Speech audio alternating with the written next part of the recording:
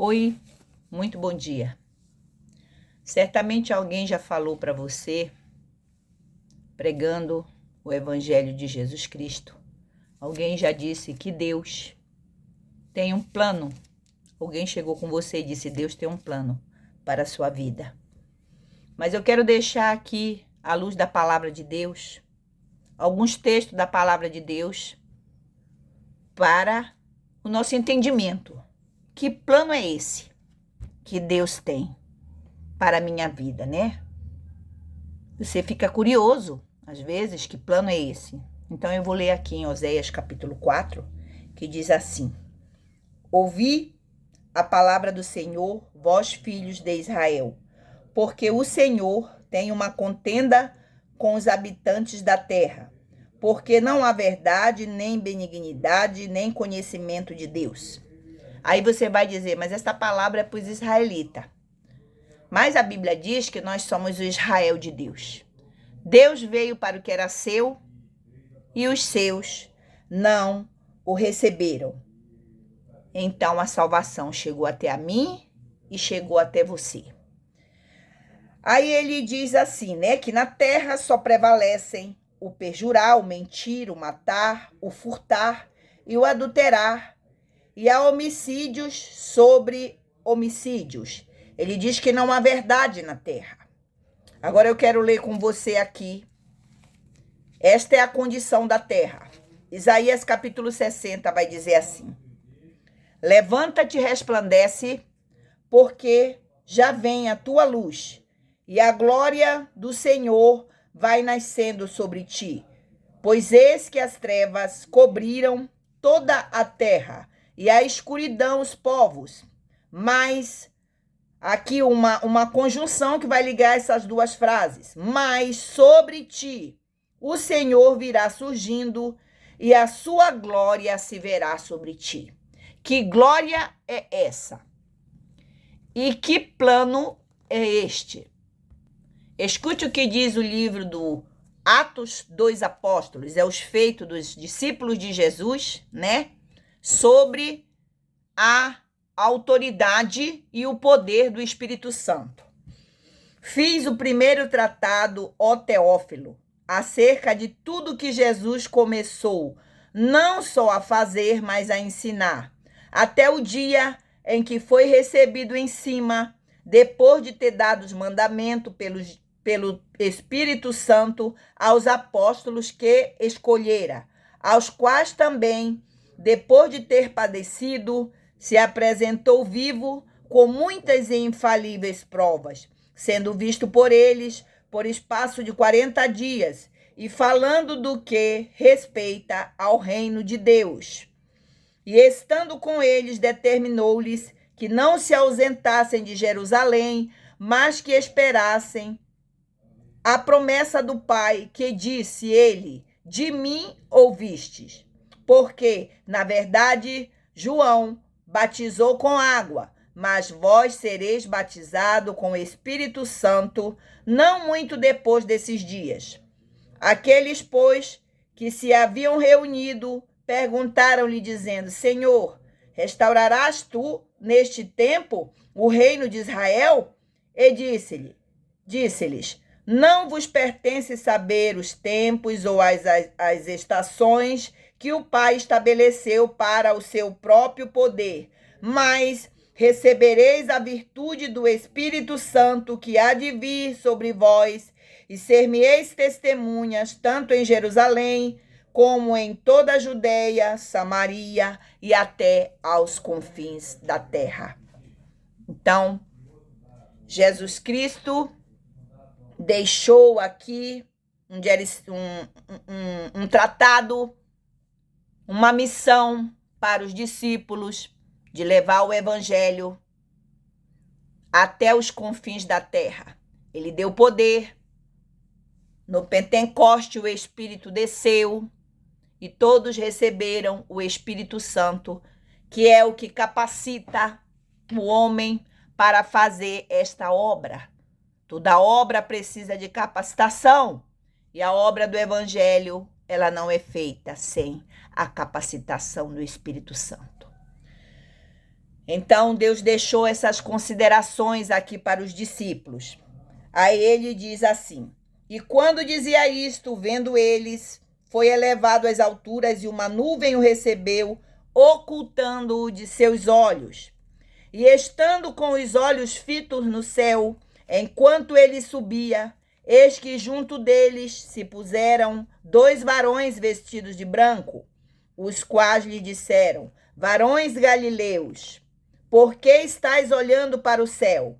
Este Jesus, que dentre vós foi recebido em cima no céu, e há de vir, assim como para o céu o vistes ir. Então, ouvimos falar de plano de salvação, que é o plano original de Deus.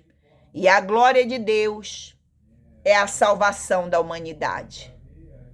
Esta é a glória de Deus. Jesus, ele morreu, ele fez milagres. Jesus curou cego, curou paralítico, curou coxo, libertou endemoniado, conversou com mulheres, ressuscitou filhos de viúva, ressuscitou filhos de publicano.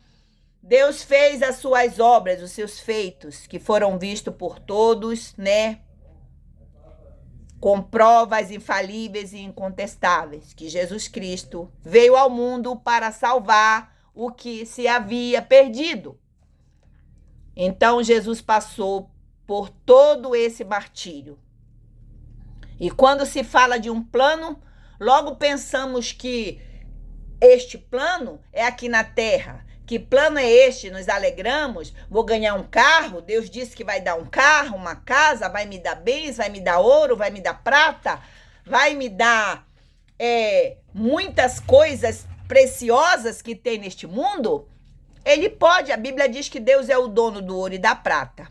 Mas o assunto de Jesus, para aqueles que ele escolheu, para aqueles que são chamados para fazer a obra do evangelho, é pregar o reino do céu. Ele foi bem claro aqui, na sua palavra, que o assunto dele era sobre o reino, era sobre aquilo que o Pai mandou.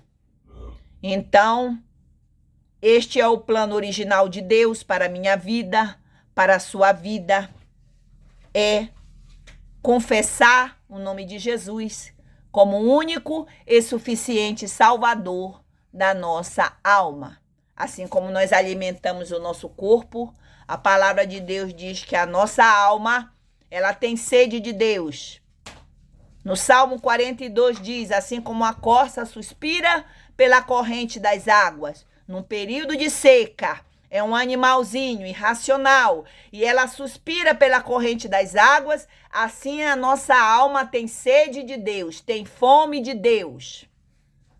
Então, esta palavra de redenção, este plano de salvação foi feito pelo Deus vivo, pelo Deus imutável, pelo Deus que amou o mundo de tal maneira que deu o seu filho para morrer na cruz do Calvário, né? Ele não deu o filho dele para que eu pudesse ter todas essas coisas aqui na terra, herdar todos esses bens, mas ele deu o seu filho para salvar a humanidade pecadora, para tirar o homem da condição de pecado. Ele pagou lá na cruz pelo meu e pelo seu pecado. Ele foi para lá morrer em nosso lugar. E a Bíblia diz que ele subiu ao céu. Ele é o penhor da nossa herança. Ele foi assunto lá no céu. Está empenhorado. Ele é o penhor. Para que o Espírito Santo pudesse descer na terra.